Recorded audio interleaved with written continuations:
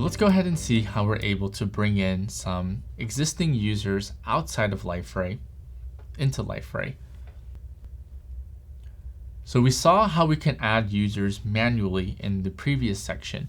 And if we wanted to, we could create every single user that way. But obviously that's going to take a really long time if we have a lot of users.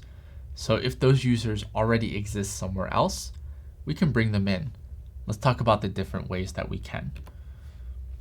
So over in the Livingston Hotels and Resorts, they already have a system that's managing all of their users. So we want to bring in those systems into Liferay. Now, generically speaking, there are two different ways that you can bring in users. You can either import them, or you can integrate with another authentication system and have that authentication system help you out. Think Facebook, Google authentication. So the primary way that many companies bring in their users is with a system called LDAP. LDAP stands for Lightweight Directory Access Protocol. Again, with acronyms, sometimes it's not quite helpful if we know what it stands for. So let's talk about what it actually is. LDAP basically is a place that we can house our users and have the information about them in the same place.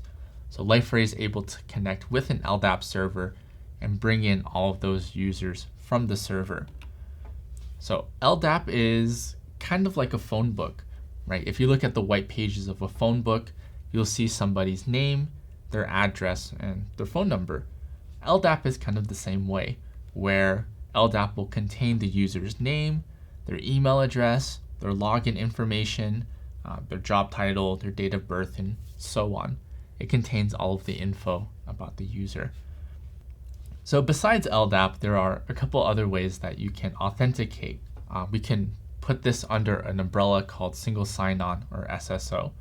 So SSO is basically a mechanism where we ask SSO to sign in for us or authenticate. SSO will give us some sort of indicator saying you've signed in, like a token, for example. That token will get passed over to Liferay, and Liferay will see, oh, hey, you have signed in with the system that I know about. Go ahead. SAML is kind of similar to SSO, but there's some logistics behind the scenes. SSO is really powerful because we're able to sign in one time and be able to access all of the different systems with that one-time login. So you don't have to log in again and again and again to see everything. Just log in one time. SAML works very similarly like that as well. So let's talk about GDPR compliance real quick. If you were around during the month of May, you would have got a lot of emails in regards to people's terms of use being updated. This is in part due to the GDPR. The GDPR is basically a set of rules, standards, requirements saying, hey, if you want anyone from the EU to be able to access your website, you have to follow these standards. So luckily for us, Liferay is GDPR compliant. Let's talk a little bit about GDPR real quick. So the GDPR rules are pretty lengthy, right? There's a lot of different ones involved. We're just gonna highlight a couple of them here. And so the first one here is this idea of lawfulness, fairness, and transparency. This is basically saying, hey, if you're gonna be collecting a user's data, you have to let the user know what you're using it for. Right? You can't just take someone's data and sell it to the dark web or sell it to the highest bidder. Right? You have to let people know why you're collecting this data, but don't go selling people's data on the dark web. Data minimalization, right? This is the idea that we don't want to collect the absolute most data that's possible, right? That's the data maximization idea. Just amass as much as we can. Data minimization is just less is more. Explicit consent, right? If we're going to be using somebody's data for a non-essential purpose, we have to get their consent. They have to tell us, yes, Otherwise, we're not allowed to use their data to do whatever it is that's non-essential. The right to erasure, this is the idea that a user's data can be deleted if they ask you.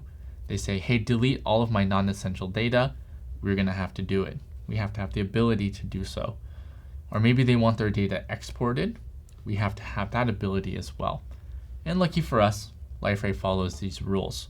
So let's go ahead. We're going to do a quick summary.